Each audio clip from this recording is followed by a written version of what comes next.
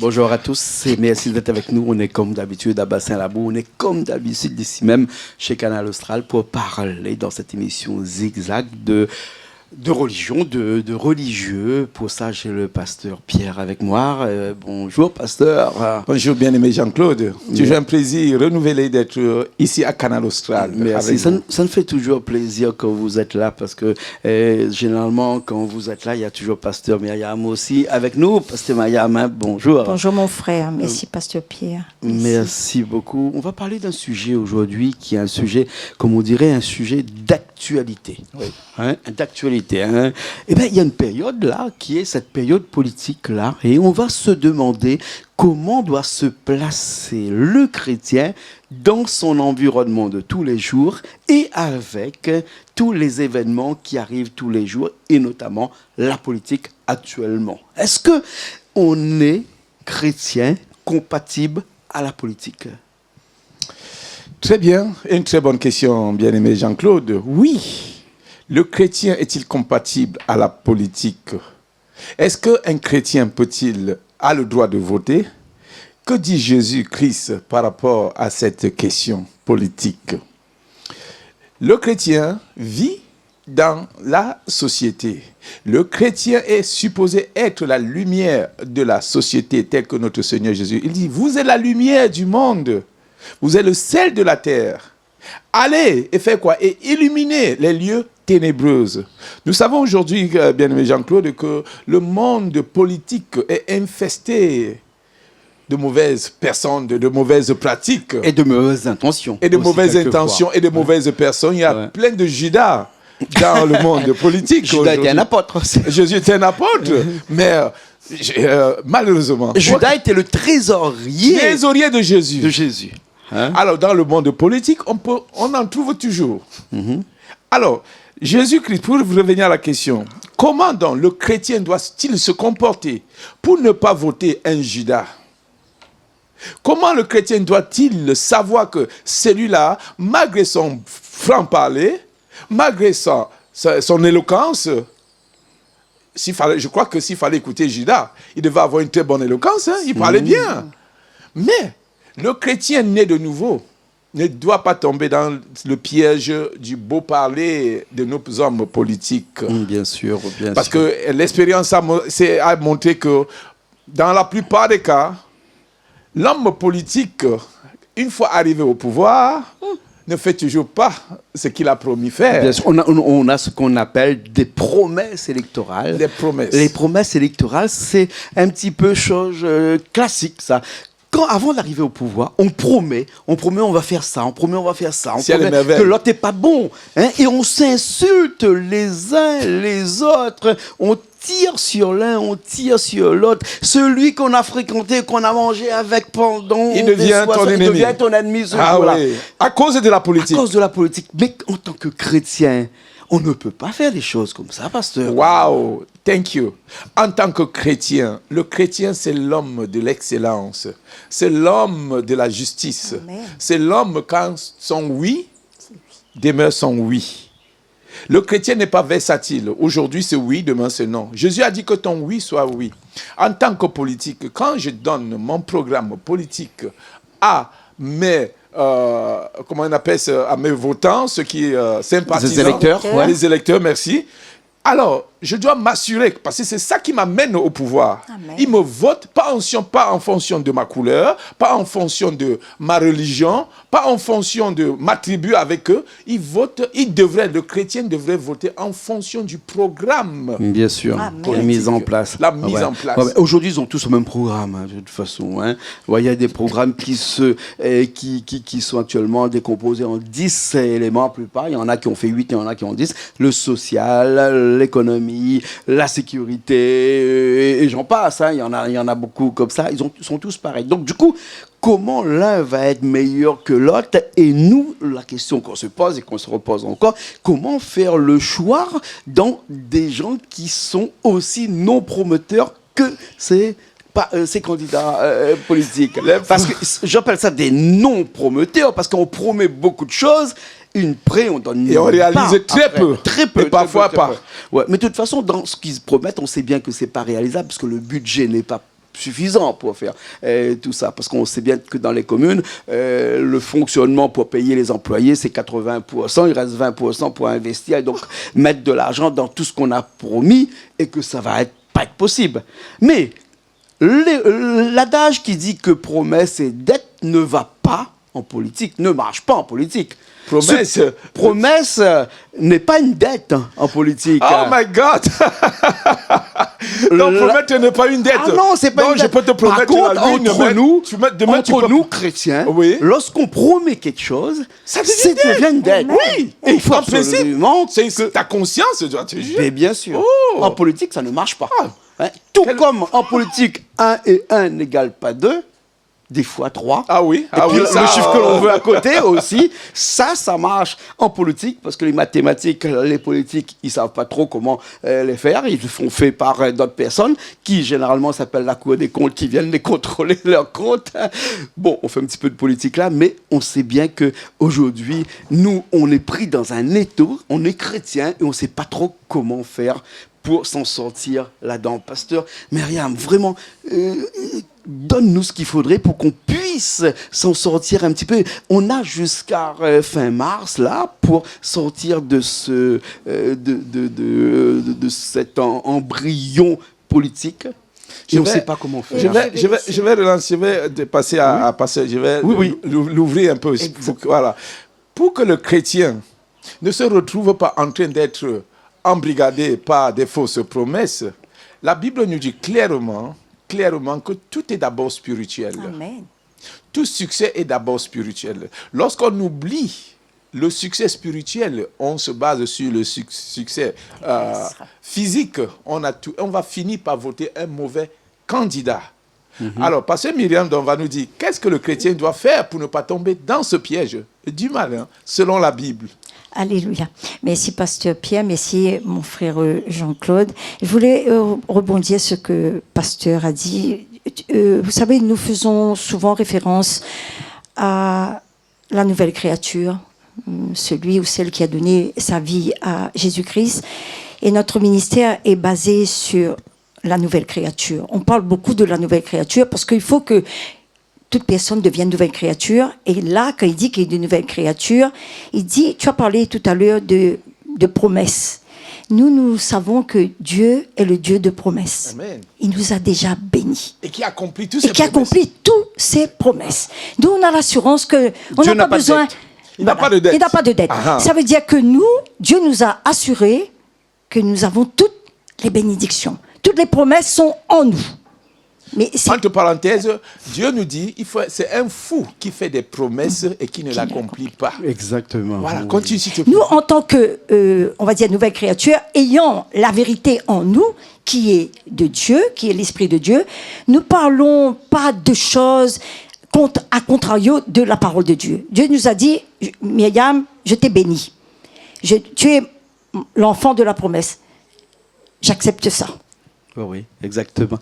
Donc, nous, en tant que nouvelle créature, habités par le Saint-Esprit, nous avons l'Esprit en nous, donc nous avons l'esprit de discernement. Discernement, très bien. En tant que nouvelle créature, tout ce que nous faisons appel à Dieu. Et Pasteur Pierre a parlé tout à l'heure, il parlait de tout ce que tu fais, tout ce que tu bâtis, et tout ce que, si tu n'as pas Dieu dedans, ça va devenir une faillite. Mais nous, tout ce que nous faisons, tout ce qu'il dit, tout ce que nous pensons et nous faisons avec Dieu. Oui, donc, si tu permets, je vais te dire. Donc, je te dis franchement, moi, quand j'irai voter, je vais demander à Dieu quel candidat qu'il a déjà projeté dans ce futur-là pour être le candidat qui va s'occuper des enfants. Et Pasteur a parlé, il dit, il peut venir avec... Moi, je connais aussi, j'étais aussi beaucoup dans ce sillage de la politique. Il dit qu'ils arrivent souvent avec des programmes. Et tu as dit tout à l'heure, mon frère, que tous arrivent avec le même programme. Ça ne marchera pas. Parce que la différence, c'est que chacun doit arriver avec son programme. S'il arrive avec un programme commun, ça veut dire qu'il est en train de copier l'autre, et l'autre, il va l'emmener les autres aussi dans un sillage qui ne va pas, et qui va demeurer tout le temps pareil, tout le temps les mêmes politiques, tout le temps les mêmes élus, tout le temps les mêmes. Et c'est pour ça, ça devient comme camaraderie. Ouais. Et la politique ne doit pas être camaraderie. Je voulais te prendre une écriture avant que je ne laisse la parole. Il est dit dans Genèse, chapitre 1, verset 28. Dieu les bénit et Dieu leur dit, soyez féconds, multipliez, remplissez la terre et l'assujettissez et dominez sur les poissons de la mer, sur les oiseaux du ciel et sur tout animal qui se meut sur la terre. En tant que nouvelle créature, quand Dieu nous parle comme ça, Dieu nous demande d'être vigilants avec toutes sortes de programmes qui peuvent venir salir cette terre, corrompre. Merci Saint-Esprit, corrompre cette terre, parce que Dieu nous a donné cette mission de remettre la terre en forme, parce que la terre est informe et vide. Oui, et nous, il était informe et vide. Il était informe et vide. Mais Dieu nous demande de remettre cette terre. Ça, c'est notre travail. Bien sûr. Donc, avant qu'on aille voter en tant que chrétien, ayant l'esprit, habité par l'esprit de discernement, je ne vais pas voter pour n'importe qui. Bien sûr. Non. Bien sûr. Mais avec tout ça, ça nous répond pas trop à cette question qui sommes sur cette terre, parce que je crois que c'est Jean 5, verset 48, dit que Jésus qui dit « Je suis de ce monde, mais je ne suis pas du monde ». Ça veut dire que nous, on est du monde, hein, lui non. Hein, mais nous, on est du monde. On doit faire avec tout ce qui se passe autour de nous, tous ces politiques qui nous promettent ciel et terre, enfin plutôt terre que ciel. Parce que quelquefois, il y en a beaucoup qui ne savent pas ce que c'est que le ciel, et ils ont plus terre à terre. Hein. Nous, il faut vraiment qu'on fasse un choix. Et on a peur de faire le mauvais choix, on a peur de faire en sorte d'avoir quelqu'un qui devient demain un tyran, ou quelqu'un qui devient un exploitant, qui exploite toute la crédibilité de toutes ces personnes de sa commune, parce qu'on est dans les municipales là aujourd'hui. Il faut vraiment qu'on arrive à trouver la bonne personne. Mais c'est pas écrit. On a dit tout à l'heure en off qu'il n'y a que la poste, c'était écrit sur le front, mais là, c'est pas écrit sur le front de chaque candidat que c'est le meilleur. Il faut vraiment... Quelle petite chose qu'on peut trouver à l'intérieur de tout ça pour les voter? Pardon mon frère, est-ce que je peux rajouter avant que le pasteur ne prenne la parole? Tu sais, nous prions beaucoup. Nous prions beaucoup. Et toute chose, tout projet qui arrive, nous devons prier. Ça veut dire nous mettons en avant Dieu. Et nous comptons sur Dieu. Et souvent, quand on prie, on a dans 1 Timothée chapitre 2, verset 1 et suivant. Dieu nous dit, je vous exhorte avant toute chose à faire des prières, des requêtes, des supplications avec action de grâce. Si on peut prendre les Écritures, 1 Timothée, si tu permets. Merci beaucoup. Bien sûr. Hein. Nous appuyons beaucoup sur les Écritures. Prions pour nos leaders. Alléluia. Prions pour nos... Oui, voilà. Merci, pasteur. J'exhorte donc avant toute chose à faire des prières, des supplications, des requêtes, des actions de grâce pour tous les hommes, pour les rois et pour tous ceux qui sont élevés en dignité, afin que nous menions une vie paisible et tranquille, en toute piété et honnêteté. Cela est bon et agréable devant Dieu notre Sauveur. Nous, quand nous voyons des programmes politiques, surtout la politique, les municipales ou autres élections, nous prions Dieu. Nous nous mettons à genoux, nous jeûnons, nous prions pour ne pas que les autres viennent, comme tu as dit tout à l'heure, et que le pays soit dans le chaos. Et nous prions, nous intercédons, et Dieu répond à nos prières. Mmh. Il a dit aussi, afin que nous vivions en toute piété, en toute tranquillité. Mmh. Ça, c'est notre travail. Toute élection qui arrive, nous prions et nous jeûnons pour ça. Mmh. Avant que tu... Cette prière, cette demande de notre Seigneur est très capitale pour nous les chrétiens. Il dit, priez pour vos leaders. Que ton leader soit un voleur, qu'il soit qui, que ce soit que tu le critiques ou pas, il dit, prie pour lui. Alors, en tant que chrétiens, nous n'avons pas le droit de critiquer nos leaders. Parce que c'est nous qui l'avons mis là-bas. Et une fois que vous l'avez mis là-bas, vous devez assumer. Bien sûr. S'il vous mange, s'il vous détruit, assumez. Alors là, le Seigneur nous donne une porte de sortie. Il dit priez pour eux. Et cette prière, c'est une prière à double tranchant. On parle de coup d'État. Oui. On parle de coup d'État. Oui. Voilà comment, voilà comment spirituellement, le chrétien fait des coups d'État et nous en avons fait des coups d'État. Déloger un président. C'est typique à l'Afrique, pasteur, quand même.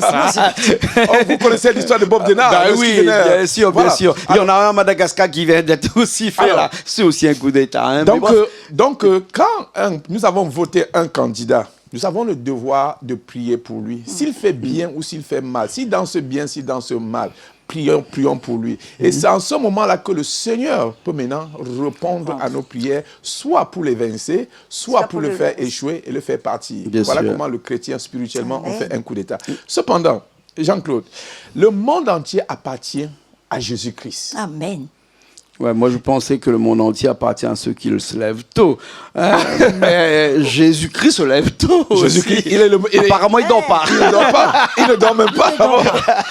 Donc, il dit tout projet qui n'est pas bâti par le Seigneur, le bâtisseur le fait en vain. Oui. Toute politique qui mène une politique sans Jésus, tu le fais en vain. Voilà pourquoi, quand ils arrivent au bureau, ils trouvent parfois que la caisse est vide. Ils trouvent qu'ils ne peuvent pas accomplir les promesses. Pas parce qu'ils voulaient, parce que simplement, les réalités sur le terrain ont changé.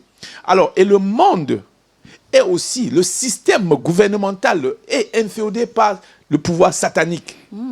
Alors, et c'est ça qui gouverne le système gouvernemental politique. C'est très bien, pasteur, que vous arrivez à cela, parce que on arrive dans cette deuxième partie de l'émission et on voudrait parler des rhapsodies, des réalités. Richard me fait un gros plan dessus.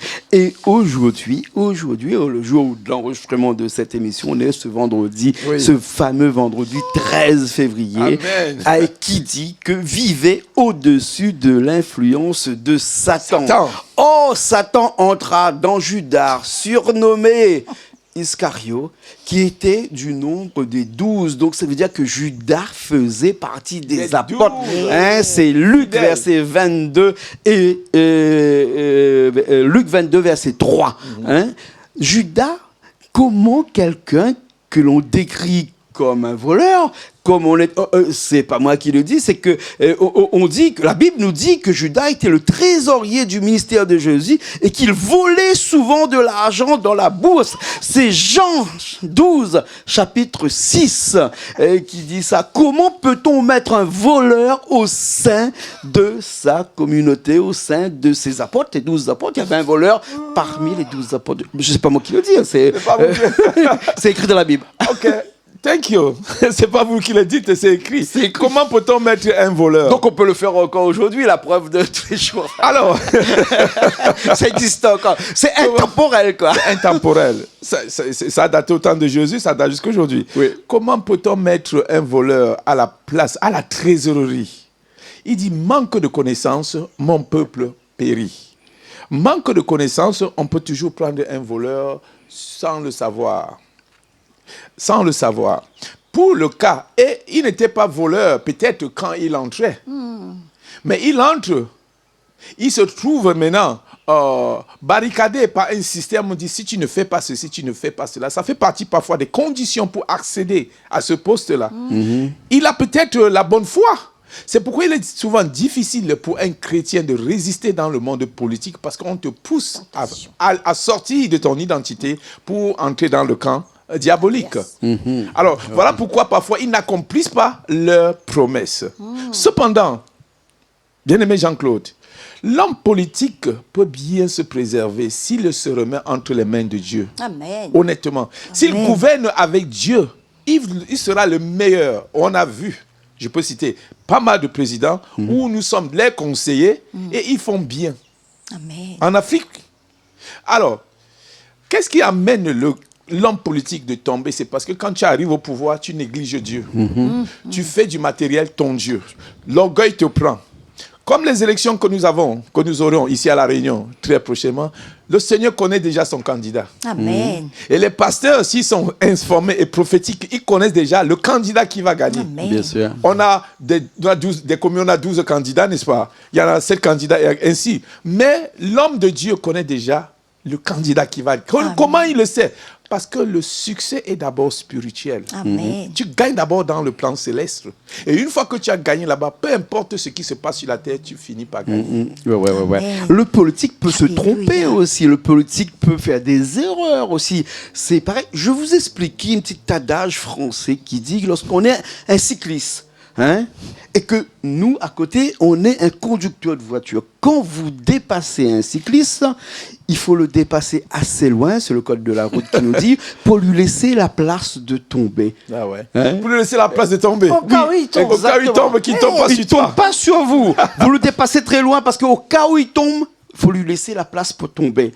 En politique, c'est pareil. On a des bons, on a des mauvais, mais comme on ne sait pas trop, eh ben, il vaut mieux les accompagner pour pouvoir, au cas où ils dérapent, leur laisser la place pour tomber, pour laisser la place pour pouvoir réagir aussi et peut-être devenir meilleur Et devenir aussi. meilleur.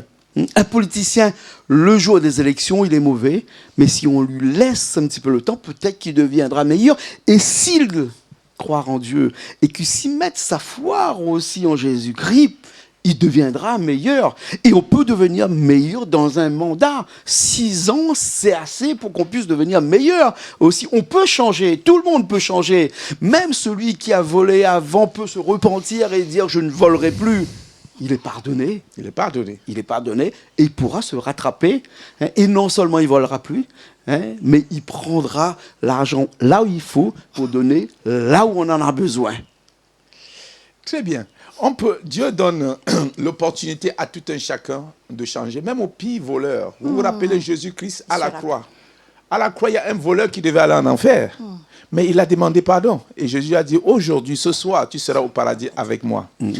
Dans la Bible, dans le Nouveau Testament, on a aussi le cas de Zachée. Vous appelez Zaché. Zachée, qui était monté sur l'arbre un collecteur d'impôts, malveillant. Et qui voyait Jésus passer de Bah, loin. oui, il voulait. Qui est ce monsieur-là? Qui? Il ne voulait pas l'approcher, se disant que je ne suis pas digne. Mais arrivé sur ce sycomore, Jésus dit, Zachée, descends, on va dîner chez toi aujourd'hui. Alors, quand Jésus est entré chez lui, sa vie a changé. Zachée, qui était un collecteur malveillant d'impôts, il a dit, je vais remettre tous les sous que j'ai pris. Je vais remettre, voilà. Donc Jésus est là pour changer les cœurs de tout un chacun qui se remet entre les bras de Jésus. Alléluia. On peut avoir des meilleurs politiciens, pasteur Myriam, dans ce monde. Des meilleurs politiciens. Car la Bible nous dit, nous sommes la solution dans ce monde. Amen. L'homme politique devait être la solution. Amen. Mais malheureusement, on a des hommes politiques de mauvais augure qui arrivent pas pour l'intérêt. On parlait tout à l'heure de la gauche et de la droite. La gauche qui est beaucoup plus socialiste, n'est-ce pas? Et la droite qui est beaucoup plus entrepreneuriat, qui crée de l'argent. Qui crée de l'argent. Et qui crée des richesses. Et la gauche qui, quelque part, les dépense, mais les dépense avec le côté social pour aider les pauvres. Pour aider les pauvres. Je dirais, la question... Un chrétien qui nous écoute, il va dire, mais qui dois-je voter? Dois-je voter la gauche ou bien la droite? Dois-je être centrique? Non, il y a 3 camps, n'est-ce pas? Oui. Alors, dois-je aller à gauche? Quelle question? Où est-ce que je dois me pencher? Ça, c'est la réponse qu'un chrétien serait en train de se poser aujourd'hui. Alors, je profite de cette occasion pour te dire, toi, chrétien, qui te pose cette question, remets-toi entre les bras du Saint-Esprit. Amen. Et le Saint-Esprit va clairement te montrer en vision qui est le meilleur candidat. Amen. Et ton pasteur est prêt à te dire, voilà le candidat qui va gagner. Parce que le pasteur soutient aussi les candidats. Amen. Nous les soutenons dans l'esprit. Amen. On dit ça pour lui, là, c'est Seigneur, il est le meilleur pour le moment. Il peut ne pas être parfait. Mais avec nos prières, il sera parfait. Amen. Bien sûr, exactement. Merci beaucoup. Merci beaucoup, pasteur. On a le Rhapsodie de réalité qui sort tout à celui de février 2026 avec tous les jours de la semaine à l'intérieur. Et donc, du coup, chaque jour est important parce que chaque jour, dans les Rhapsodies des réalités, on peut avoir une réflexion sur tel ou tel sujet de la Bible. Hier, c'était la gloire de la double portion proportions. Aujourd'hui, c'est vivre au-dessus de l'influence de Satan, et demain, les administrateurs de l'économie du Christ. Hein.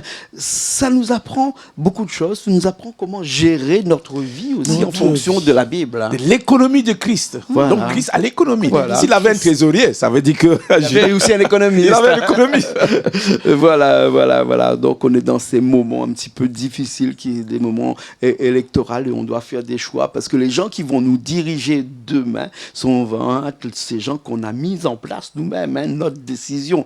Et si demain ça ne va pas, il faudra qu'on s'en prend seulement à nous-mêmes. On s'en prend à nous-mêmes et qu'on ne pointe pas le doigt sur X, sur Y, on pointe le doigt. Le nous-mêmes. chrétien, je vous le dis encore, on ne critique pas. Le chrétien ne pointe pas le doigt sur son dirigeant. Il parle à Dieu et à lui-même, s'il est là. Alors, avec votre permission, s'il vous plaît, parce que Myriam va nous parler de ce Rhapsody. Comment le Sœur Rhapsody peut aider l'homme politique à trouver son chemin, à ne pas naviguer dans l'esprit... ou comme on dit en créole, naviguer dans le fait noir. Dans le fait noir, merci. Pour rester dans une expression créole. Merci. Comment ça peut aider nos hommes politiques, Pasteur Merci, Myriam. Pasteur Pierre, pour l'opportunité. Merci, frère Jean-Claude. Ce Rhapsody des réalités, ce dévotionnel quotidien, ça fait des miracles. Ah oui. Ça guérit, ça sauve, ça ressuscite les morts. Nous l'imprimons tous les mois. Et à tout instant, nous cherchons, même dans nos moments d'évangélisation, quand nous apportons le salut de Jésus-Christ à quiconque, on leur offre le Rhapsody des réalités. Le Rhapsody des réalités, là, il y a l'enseignement. C'est le Saint-Esprit lui-même qui a donné à notre homme de Dieu, Pasteur Christ, qui le met, la révélation. Et l'ange messager est dans ce Rhapsody des réalités. Chaque maison de l'île de la Réunion doit avoir le Rhapsody des réalités. Nous le donnons gratuitement. Parce que quoi? Nous avons des partenaires et nous avons des sponsors. Donc, bien-aimés, Dieu cherche des partenaires parce que nous le donnons gratuitement. Et toi, tu deviens partenaire du Rhapsody des réalités parce que ton voisin, qui n'est pas encore partenaire, il a besoin de ton partenariat pour le Rhapsody. Et tu vas lui donner le Rhapsody grâce à ton partenariat. On n'a pas dit qu'on cherche l'argent pour faire, non, parce que Dieu nous a dit... L'or et l'argent lui appartient. Mais quand on demande à être partenaire, c'est pour ton bien. Dieu veut que tu sois partenaire de la Rhapsody des réalités. Ça, c'est un dévotionnel qui a fait le tour de toute la terre entière. C'est traduit en 8123 langues et 400 et quelques dialectes, même en créole. Alléluia. Amen. L'homme politique doit avoir ça et investir pour les œuvres de Dieu. Montre que tu es un candidat du social. Amen. Et le Seigneur ne peut que te soutenir. Alléluia. Merci beaucoup, Pasteur Pierre. À nous de vous dire merci, frère Jean-Claude. Merci bien. Le sujet d'aujourd'hui était d'actualité. Il le restera jusqu'à le 22 mars 2026 lors de ces élections municipales, puisque ici, les élections municipales, c'est aussi, comment on dirait, un sport national. Un sport national. Voilà, on était obligé un petit peu d'aujourd'hui d'en parler et de dire que, voilà, quand on est chrétien, qu'est-ce qu'il faut faire et qu'est-ce qu'il ne faudrait pas faire. En tout cas, vous l'avez dit, pasteur, hein, et on ne reviendra pas là-dessus. Hein, il faut prier. Il faut prier. Voilà. Merci beaucoup. Merci beaucoup. Merci beaucoup. Merci, Pasteur Myriam. Et merci à tous nos téléspectateurs de Canal Austral. Merci bien. Merci. Richard qui était à la technique avec nous aujourd'hui, comme d'habitude. Nous, on se retrouve très prochainement dans d'autres émissions. C'est Richard. Merci, frère Jean-Claude. Amen.